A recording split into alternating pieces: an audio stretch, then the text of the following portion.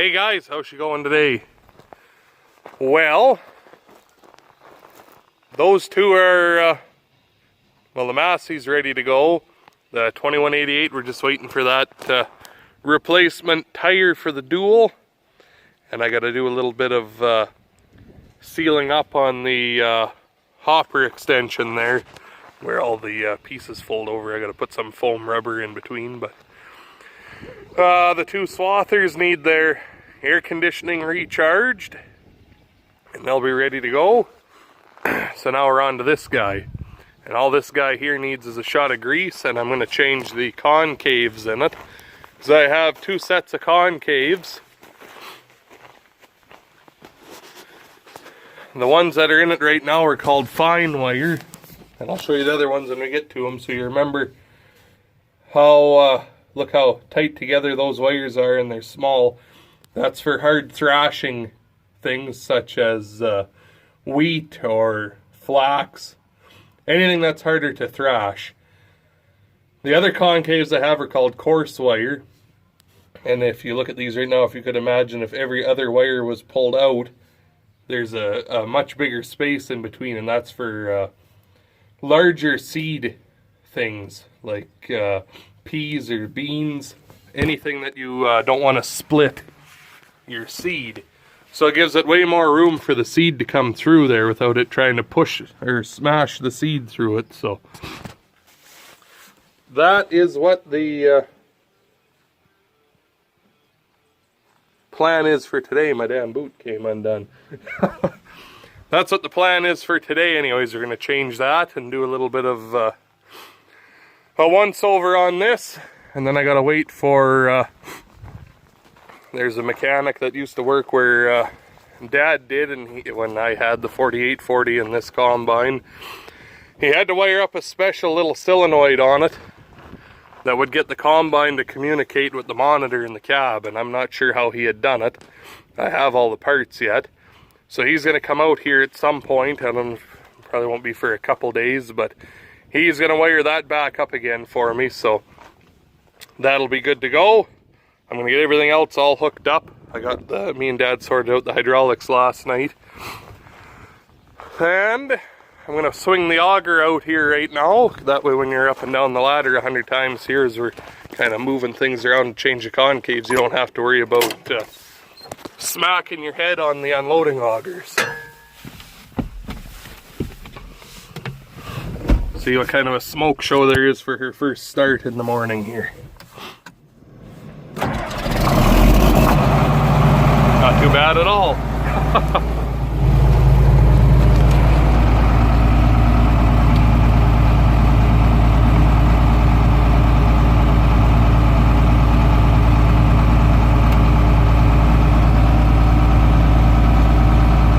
I'll put it all the way out. That way it won't feel like it needs to come back in as the hydraulics bleed down over time. It'll stay out of the way that way.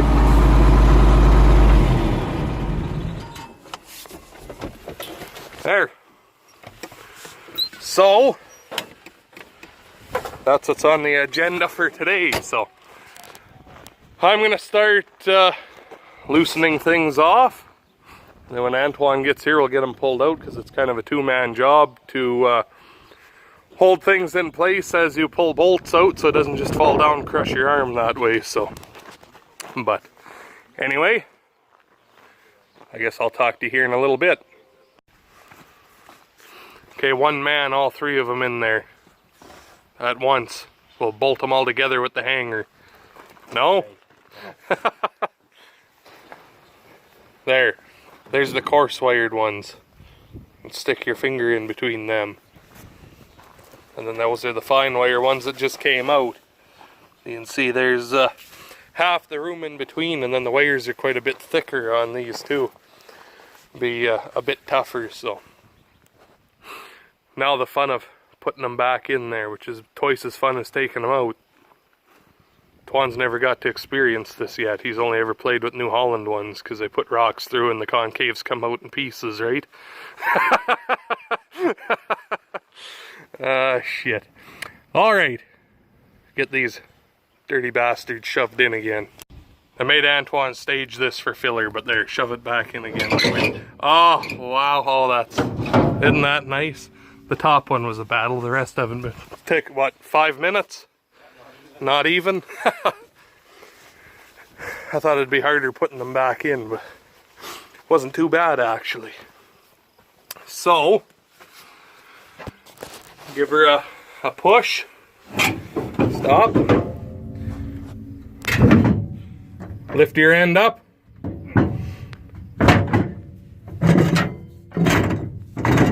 There. And we got them in. So I got to tighten these down now, and that's what holds it in place. And then the other side we got a big plate with a bunch of bolts to put back in. So we'll get all that in and we'll talk to you in a minute.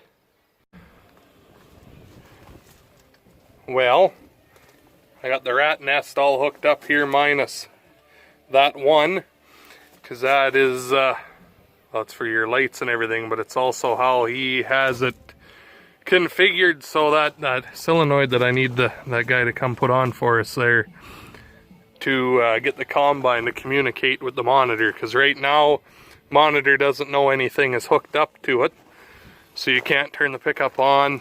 You don't know what your rotor speeds are. You can't adjust your rotor speed, the fan speed, can't run the unloading auger. So he's gonna come get that put on for us.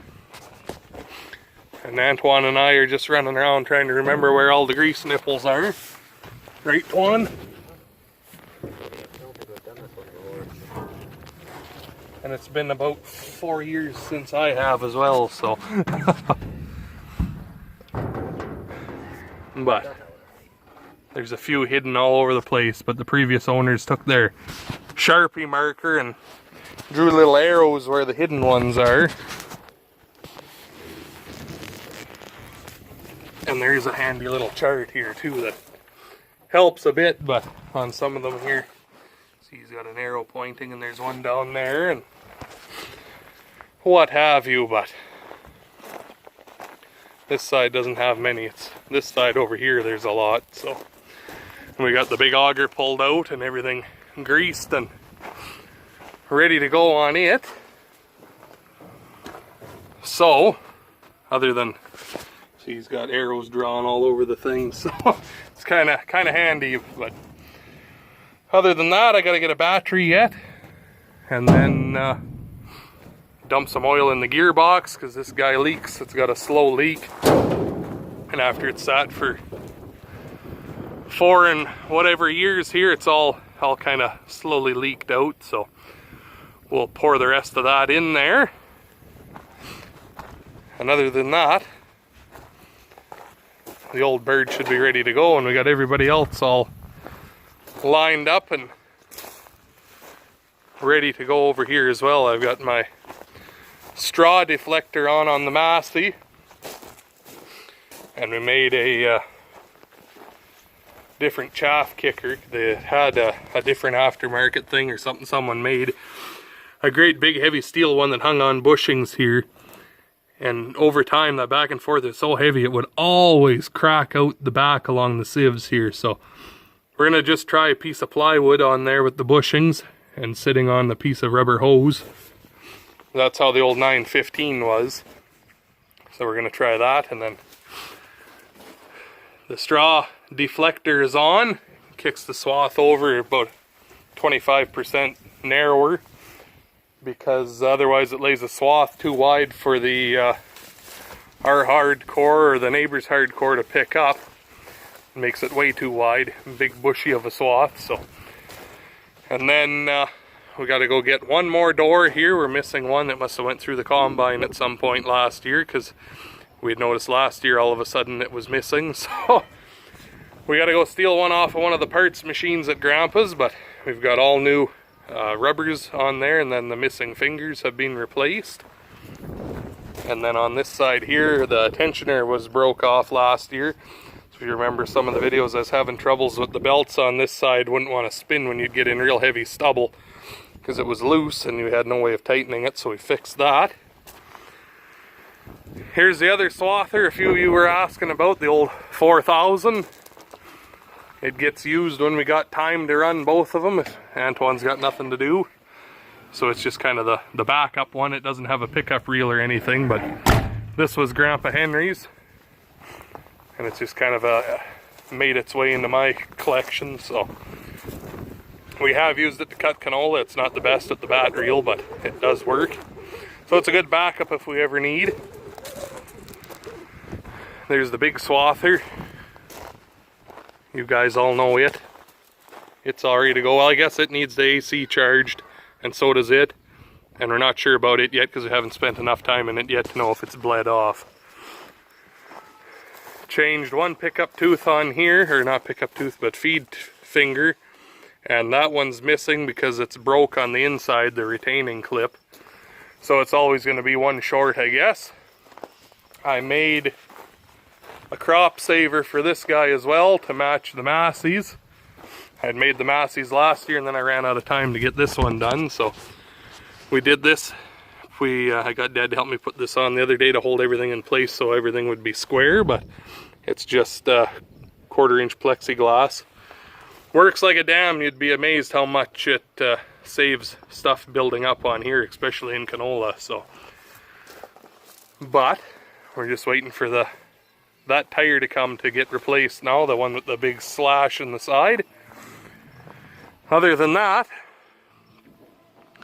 we're starting to get down to a shorter list here. We got to get the grain trucks out tomorrow and give them a once over. And then we've got one more big auger, our 10 by 60. It's apart because one of the bolts broke off and the flating inside last year, and that's why we ended up buying the 13 by 70 here. Other than that, old gas axe himself here is gonna get the greasing done. I'm gonna go get the kids and go get supper ready because Amanda's at work, so Antoine looks like he's starting to get hungry, so I better go make sure the chili isn't burning.